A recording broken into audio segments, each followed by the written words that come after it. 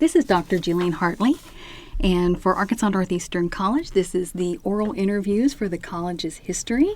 I'm here with Dr. Bridget Shemwell, who retired from the Dean of Advisement and Placement from ANC.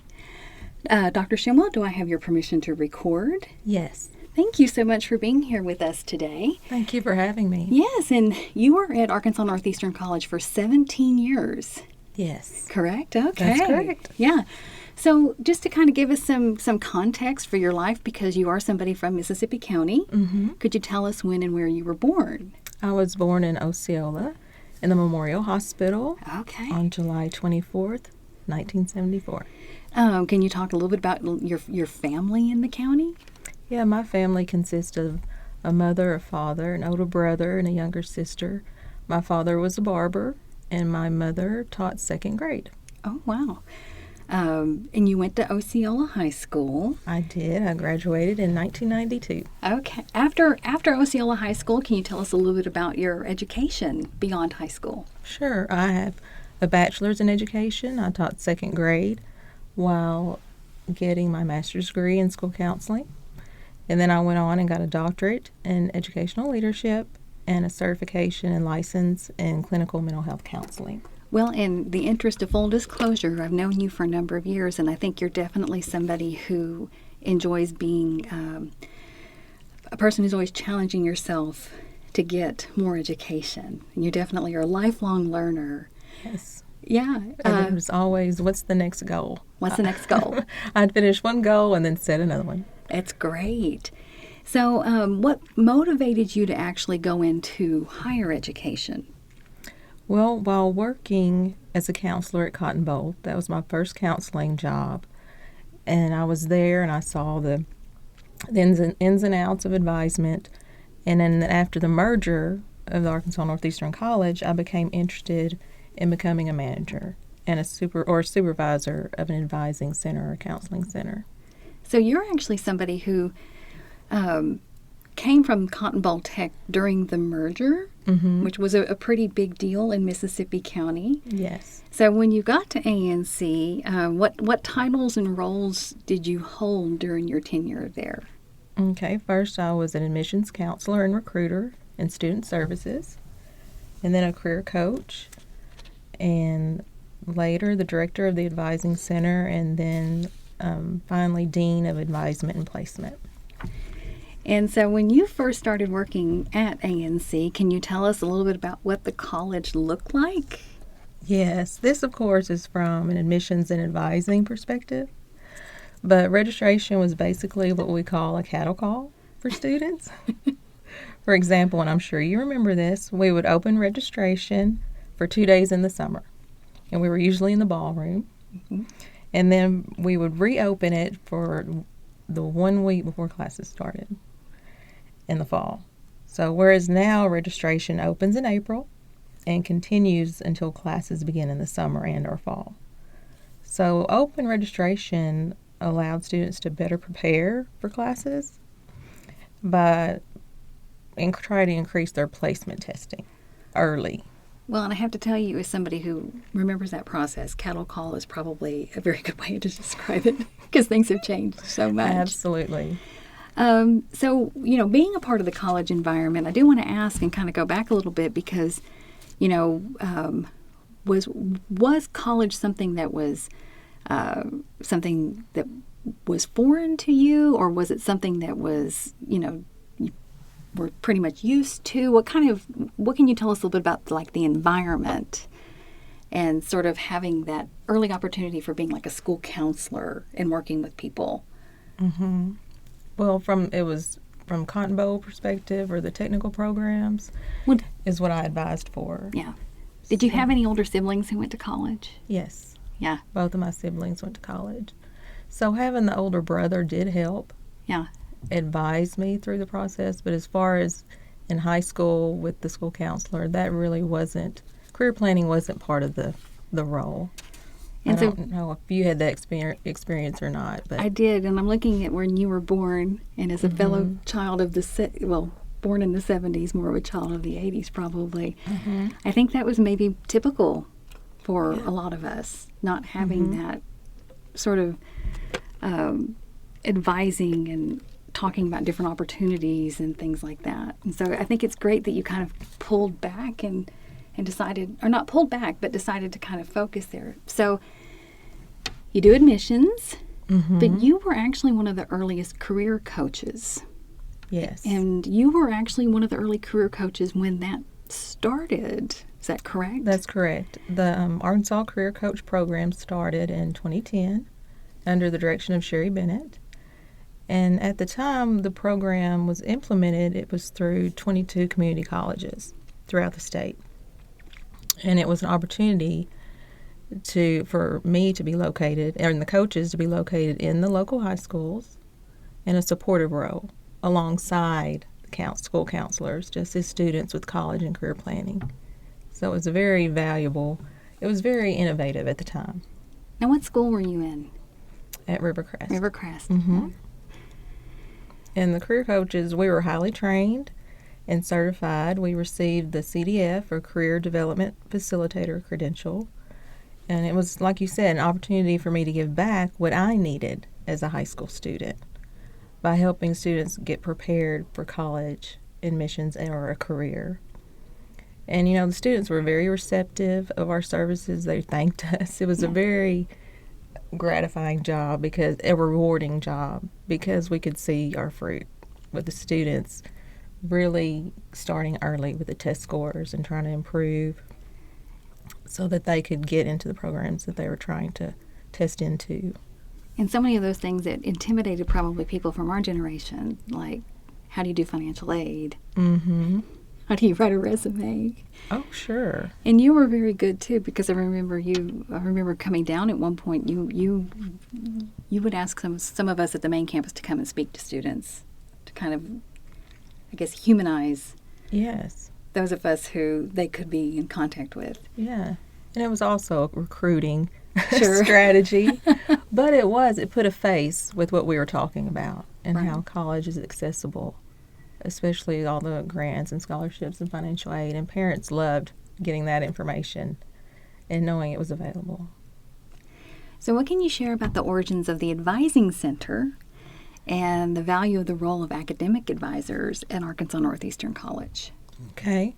With my experience of working in college admissions or student services, and later as a career coach, I decided during my doctoral program to focus my research and dissertation on career development and planning. So that laid the groundwork for me. And through the research, I discovered the Advising Center model. And I shared this concept and the evidence-based results with Dr. Shemwell at the time. And he and Jim McLean further provided 5 years of substantial ANC student enrollment and retention data to support the establishment of the Advising Center. And so in the Advising Center, you were the dean of it, but you also served as an advisor, particularly to people pursuing technical programs and training. Can you tell us a little bit about how your background at Cotton Boll helped inform you in that role? Yes, it really was a perfect fit.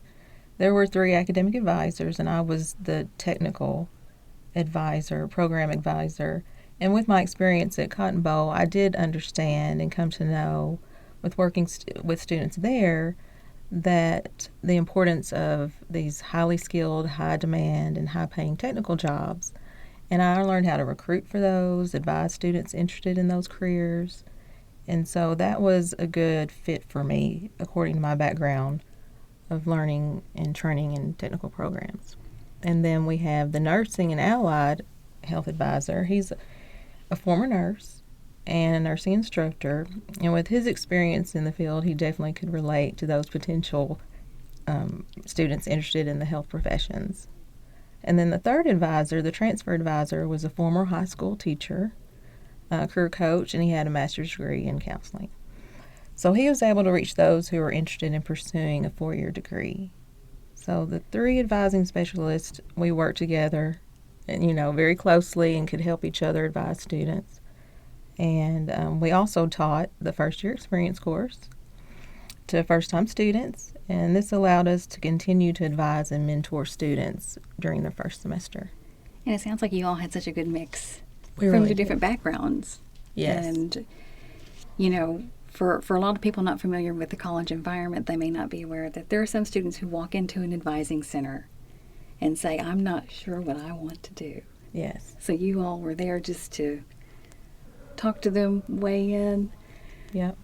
They could go from one office to the next to the third. Baby nursing over here. Yeah, and just Yes. to get a broad perspective of what we offered, because we advised for all the together we advised for all the programs that we offered on campus. And that is such a valuable experience because, again, it's a huge shift, I would say, from a lot of people who are probably closer to our age in their first college experience versus a real nurturing environment, welcoming, talk to us. We will guide you and do such an excellent job. So when looking at campus culture, you know, you came in with the merger from Cotton Boll Tech. Of course, your career at ANC spans nearly 2 decades. So, what are some of the factors, or what are some of the cultural changes that you witnessed, and what are some of the factors that you think influenced those changes? Okay. I saw changes in the ease of the admissions and financial aid processes, a change in advising students, and a change in the entrance or testing standards by offering more technical programs after the merger, and then placing students in short-term programs so they could earn a living sooner and provide for their families. And this was all from an admissions career coach Yeah. advising perspective. And then the campus culture was also impacted by the different initiatives I saw on campus that promoted student success. I know you were part of that committee, the Student Success Committee. That was a huge impact because it promoted student involvement, more retention efforts, such as mentoring, and then what community relations began to offer with career pathways, the bus, transportation, the food pantry, career closet, the success navigators, their Hispanic initiatives. So I feel like that was the biggest factor or the biggest change on campus when I was there as far as the culture. Well, and I think you really highlight too, Dr. Shemwell, the need for those things and the need for community colleges to address them. Yes. And you're right, that was a huge shift. So can you recall any major milestones or achievements that have shaped the institution's trajectory? Yeah, from my perspective as a technical programs advisor, the Allied Technology Center was a huge milestone and achievement for the college. This 90,000 square foot building allowed us to house the secondary center. The Allied Tech programs, the Solutions Group were all under one roof now, whereas before they were spread out all over the county, if you remember. I do. So this magnificent state-of-the-art facility, I think it really showed our stakeholders and just the community at large how much we believed in and supported our students, our technical programs, our businesses and industries, and basically the economic growth and development of the county and the surrounding counties. And it is a magnificent building. It is. It's very impressive. It is. Do you have any stories or anecdotes about notable figures you worked with over the years that you have not already discussed? Absolutely. Good. The notable figures that I worked with over the years were the women who influenced my work ethic and leadership abilities. The first one was June Walters. She was my supervisor while working in student services in the admissions and recruiting department. She made sure that we were all on task and focused on accomplishing that departmental mission. I really respect her for that. Also, Sherry Bennett was my supervisor when I was a career coach. Sherry was very ambitious, and she inspired us coaches to try new things and to be the best in the state at what we did in working with high school students. Mary Alice DeMint was my supervisor while establishing the Advising Center. She was very supportive in our efforts. She stood up for our ideas, and she really believed in what we were wanting to accomplish and supported that. I was also able to collaborate and work very closely with Dr. Hunt and the Community Relations Department, which had a tremendous impact on student retention and success because we could refer students after advising them then we could refer them to the Community Relations Department for all of those wonderful many support services that they had to offer. Yeah, and Dr. Blanchard, I'm going to be interviewing her soon, and you're right. That's bringing those things close together, though, for students. Again, it's a really innovative thing, and Yes. Doing these interviews, one of the things that constantly kind of comes up is that how ANC was very innovative and continued to evolve. And so, on that note, with some reflections, how do you see ANC continuing to evolve and meet the needs of students in the community and the county? I see the institution continuing to evolve by providing even more student support services. There can't be enough, right?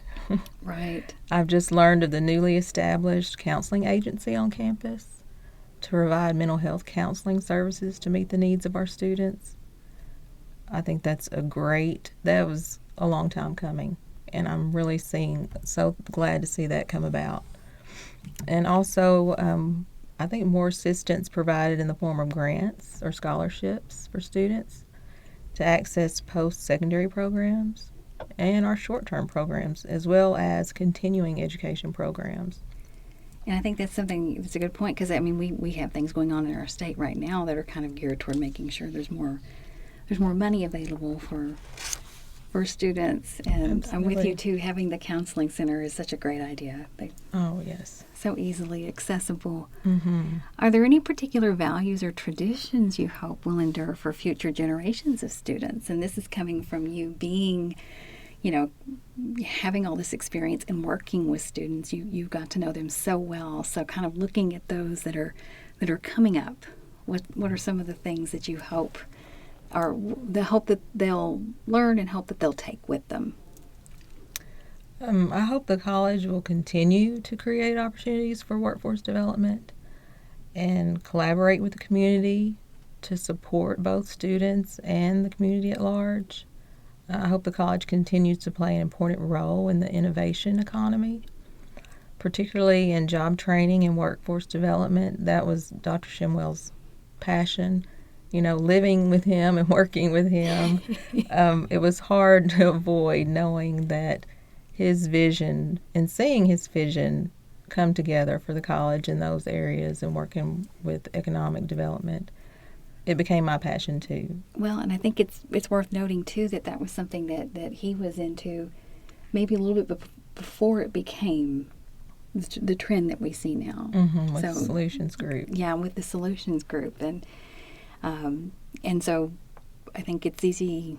A lot of ways ANC is probably a little more prepared because of those early efforts by Dr. Shemwell. And I have to say he was the most notable figure in my career. Yeah. Because we got to share in the work together and contribute to ANC as a team. Yeah. And, his vision of ANC not only being the best institution of higher ed in the state, but in the country. We would hear him say that during reconvening and things like that. And I believed it. Yeah. And I feel like others did too and could see it. And he could really really inspire people with words and let them know they were valued. And when kind of looking at just the future of colleges, where do you think, because community colleges, you look at, ANC starts off at MCCC back in the mid-'70s. We've seen so many changes over the last half century. Mm-hmm. So what do you look for? What do you envision?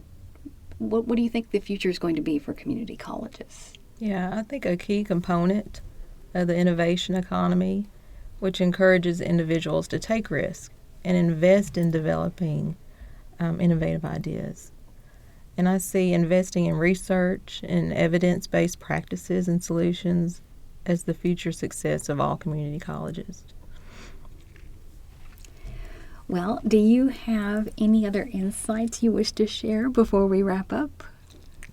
Sure. I believe ANC's continued collaboration efforts of working with a network of academic institutions, governmental agencies, and our business and industry partnerships are of vital importance for economic growth and development. I still think career planning and preparing students early for college, early for admissions, is the key to having a skilled workforce, especially a labor market with a strong technical and innovative skill set. Well, I so appreciate you taking the time today, Bridget. You know, I had a chance, I've obviously known you for a really long time, so I know that your dedication to students and helping students is something that you've impacted the lives of so many thousands and thousands of students. And, So as you. Oh, you're sweet. But, you know, and you continue to do and find ways to help people and to promote things like wellness. And so the fact that ANC had you for those 17 years was a really big value to the institution. Oh, thank you, Jillian. I appreciate that. Thank you. It was all my pleasure. Thank you so much.